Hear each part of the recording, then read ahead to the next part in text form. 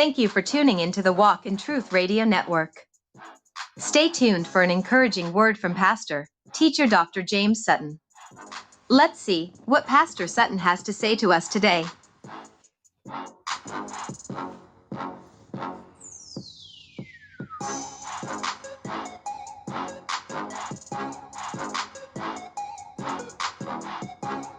Hello.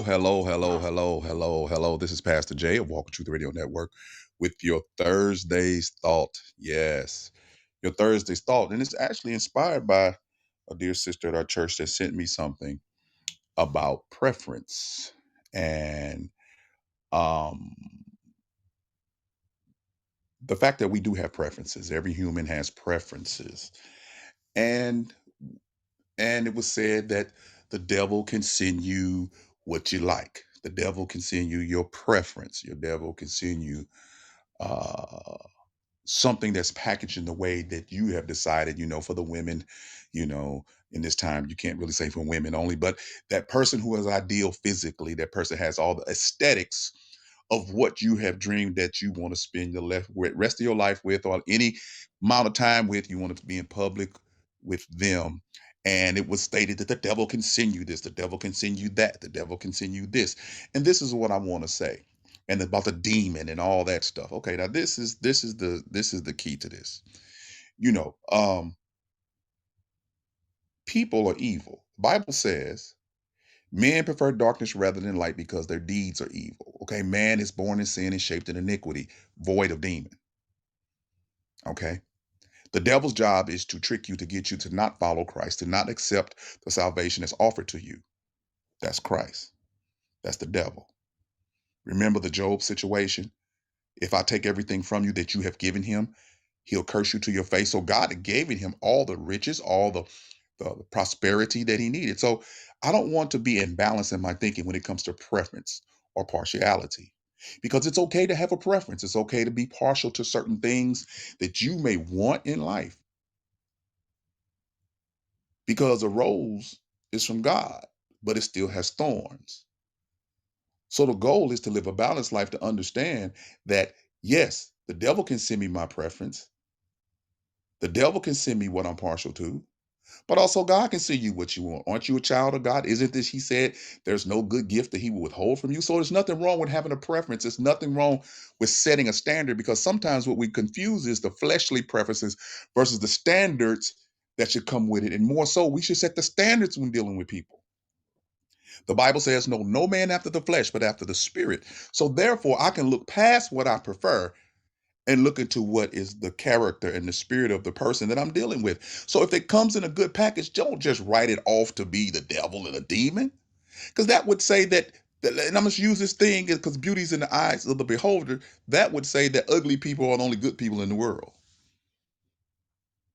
You see how imbalanced you can get when you go with that flow? It's motive, it's character. It's things that you can't see that's the most important. But there's nothing wrong with God sending you somebody who looks good, who has aesthetics that you like. There's nothing wrong with that. Now, if you believe that you've concentrated on that too much in dealing with people, and you have been harmed or lost out because of that, whose fault is that? Is that the good-looking person, or is that your fault?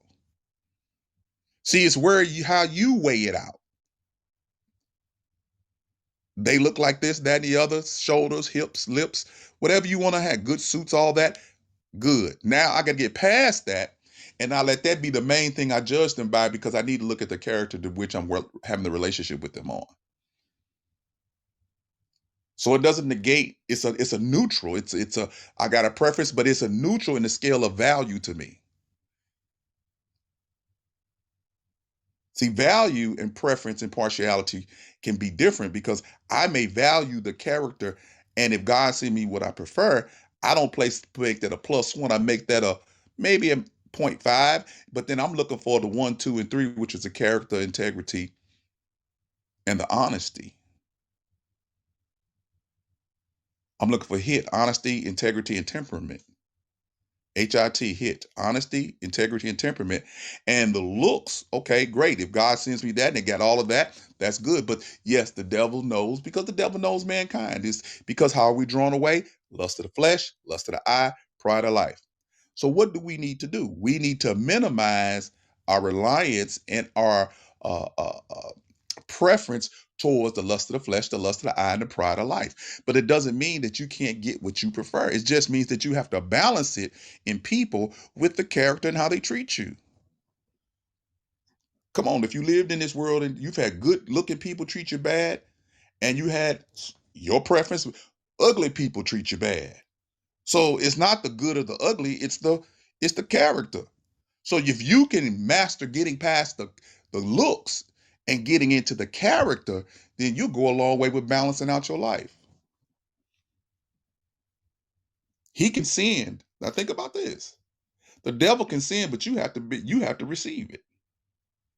He doesn't force that trick on you. You get tricked because he understands you have an imbalanced life when it compares to your relationship with God, and you really haven't grasped the maturity in the things of God, so you can balance it out. Everything I just gave you is scriptural without me actually giving you book, verse, and chapter. And again, this is not a Bible study lesson, this is a thought. If God made this earth and it says the earth is God's and the fullness thereof is his, he's made every living creature on the earth. He made good looking and bad looking. Again, preference, partiality, you know, beauty's in the eyes of the beholder.